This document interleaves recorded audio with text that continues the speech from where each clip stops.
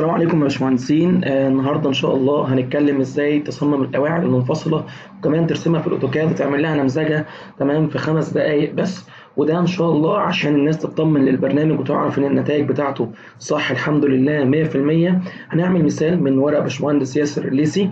دي عباره عن قاعده منفصله ابعادها 30 في 80 والحمل الوركنج اللي عليها كان 1900 كيلو نيوتن والاف سي يو ب 30 والاف يلد ب 400 والكيو الاوبل ب 120 كيلو نيوتن. هيبقى هنا كمان فرض ان سمك القاعده العاديه 30 سم تمام، وفرض كفرض مبدئي او حسب من الحسابات ان سمك القاعده المسلحه كان 55 سم. فده اللي احنا هندخله للبرنامج ونشوف مع بعض كده البرنامج هيقول لنا ايه والدنيا هتمشي فيه ازاي.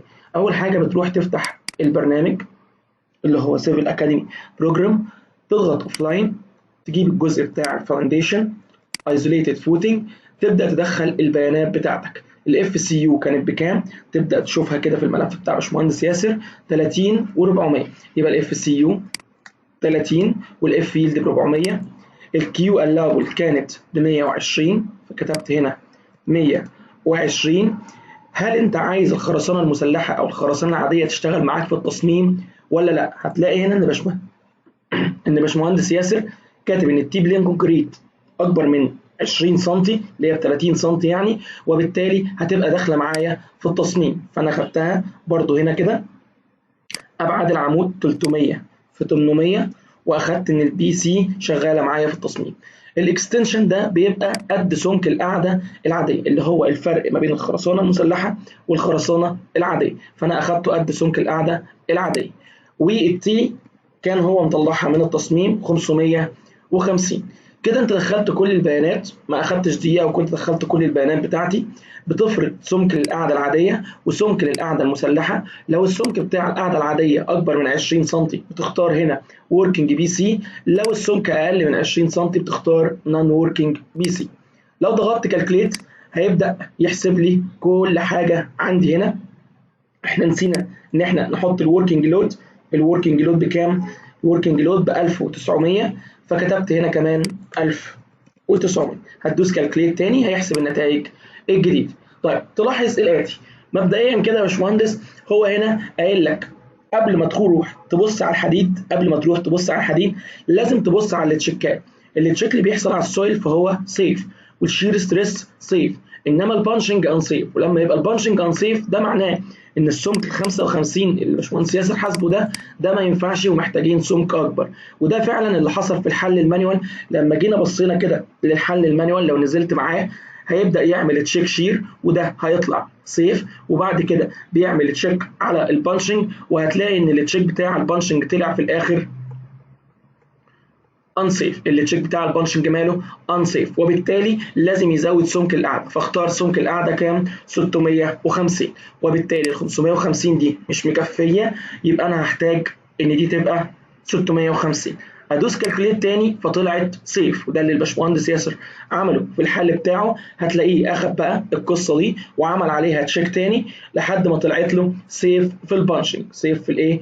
في البانشنج. اما بالنسبه للنتائج النهائيه، للحل لو جيت بصيت هنا ابعاد الخرسانه العاديه 4.3 في 3.8، هتلاقي ان البرنامج مطلع ابعاد الخرسانه العاديه 4.3 و3.8 اللي هي 3850 ملم، وهنا 4350 ملم.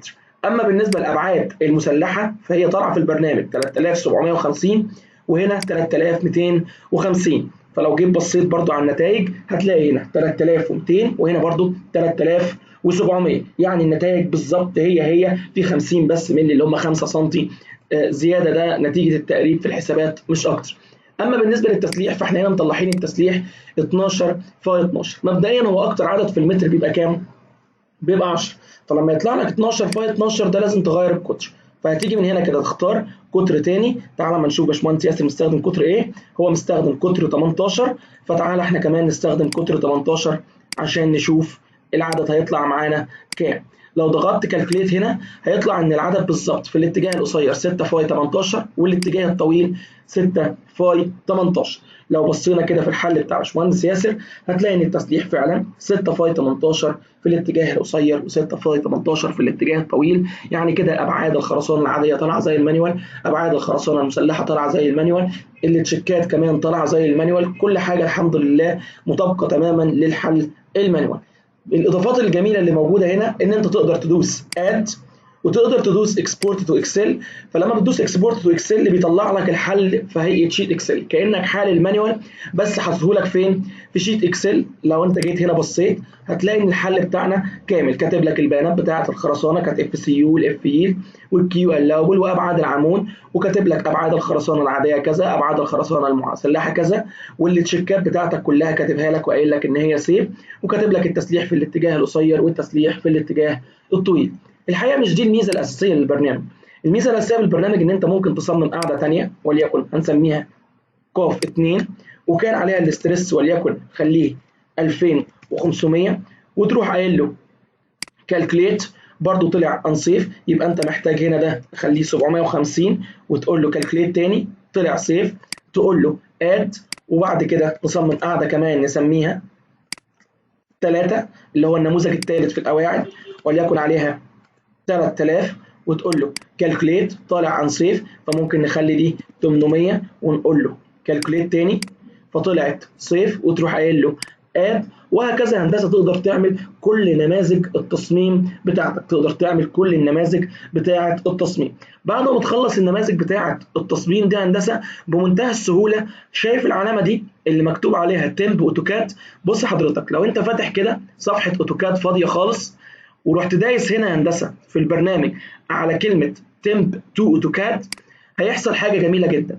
لو جيت فتحت الصفحه بتاعت الاوتوكاد اللي كانت فاضيه هتلاقي سيادتك ان جدول النمذجه جالك بالكامل، الموديل، ابعاد الخرسانه العاديه، ابعاد الخرسانه المسلحه، التسليح بتاعك قد ايه بالظبط، وبالتالي العمليه جميله جدا. مش بس كده، انت لو زومت هنا عند نقطه الصفر والصفر هتلاقيه لوحده رسم لك يا هندسه القاعده المسلحه زي ما هي بالظبط مرسومه في الكود المصري للتفاصيل الانشائيه.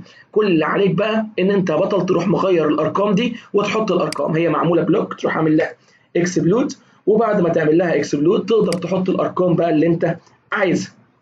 وبالتالي يبقى انت خلال 5 دقائق بس كنت عملت تصميم كامل للقاعده المسلحه وطلعت تفاصيل الحديد بتاعتها بالكامل، كمان عملت جدول النمذجه وصدرته لبرنامج الاوتوكاد. وبالتالي ان شاء الله البرنامج هيساعدك جدا جدا جدا في تصميم القواعد. ان شاء الله من الاضافات الجديده اللي هتضاف في البرنامج بعد كده ان هو كمان يقدر يرسم بقى لوحه المحاور والاعمده ولوحه القواعد بالكامل. ان شاء الله يكون البرنامج عجبكم، ولو البرنامج عجبك يا ريت ممكن تحمله من اللينك اللي هتلاقيه تحت تحت الفيديو. شكرا يا باشمهندسين، والسلام عليكم ورحمه الله وبركاته.